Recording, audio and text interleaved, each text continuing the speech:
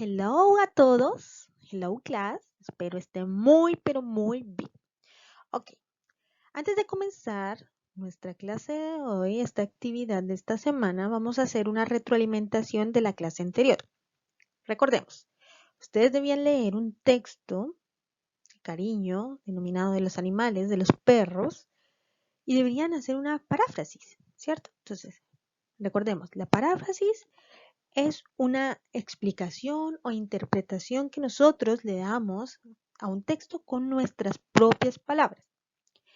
Para ello es fundamental elegir o subrayar las ideas principales del texto para poder realizar nuestra paráfrasis. Entonces, ustedes debían leer o leyeron, obviamente, el texto relacionado con la historia de Marisol, que desde a sus 14 años inició una pequeña labor, una gran labor de cuidar, ayudar y servir a los pequeños animalitos, los perros, ¿cierto? Y cómo eso ha ido creciendo, como es una fundación, y ha ido contribuyendo a una mejora para esos animalitos. Entonces lo felicito porque estuve leyendo cada una de las paráfrasis y no tuve que corregir tanto porque la hicieron muy bien. Algunas sí les tuve que corregir porque faltaban conectores. Parecía que me hubieran escrito todas las ideas sin conectar una con otra, así que es fundamental que empiecen a conectar una idea con otra usando los conectores. Ok, ahora sí, nuestra clase de esta semana empezamos con el género lírico y sus elementos. Entonces, nuestro objetivo es analizar aspectos importantes del poema para profundizar comprensión. Es decir, vamos a leer comprensivamente poemas y analizarlos. Ok, antes de empezar a decir sobre o hablar sobre el género lírico, observemos las palabras que están de color diferente. Eso quiere decir que son palabras claves en nuestro texto. Entonces, primero el género lírico hace parte del texto, no hace parte del texto literario. Recordemos, literario quiere decir todo lo que sea escrito, que tenga un inicio, un desarrollo, que exprese emociones, sentimientos, sensaciones. Y lo no literario es más informativo, ¿cierto? Informativo, instructivo. En este caso hace parte del literario. Su función es expresar sentimientos y sensaciones, y todas esas emociones, sentimientos, sensaciones son reflejadas mediante un recurso literario o lenguajes figurados o, o figuras retóricas como la comparación, como la hipérbole, como la onomatopeya, etc. en el poema. Que el poema es una composición literaria que puede ser escrita en verso, que en este caso el verso rima, hay rimas, y que puede ser escrita en prosa, tal cual como nosotros hablamos comúnmente. Entonces, como el poema es una composición literaria, en verso o en prosa, que puede ser en verso o en prosa, tiene una estructura definida. Entonces, aquí observemos que el verso es cada línea que compone el poema, es decir, cada línea de estas. Las voy a subrayar de otros colores. Cada línea. Cada una de estas líneas que compone el poema se denominan verso. La estrofa es el conjunto de versos. Es decir, que todo esto sería una estrofa. Este poema tiene 2 estrofas. Este poema tiene 3 estrofas. Entonces es el conjunto de versos que en el poema obviamente se denomina estrofa, en la música también, pero en los textos no literarios se denominan párrafos.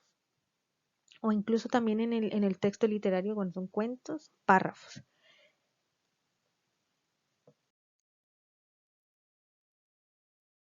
Dentro de los elementos del poema están 3 aspectos importantes. Número 1, el hablante lírico. El hablante lírico es la voz que expresa, que nos habla en el poema y es creada por el poeta. En este caso es como el narrador.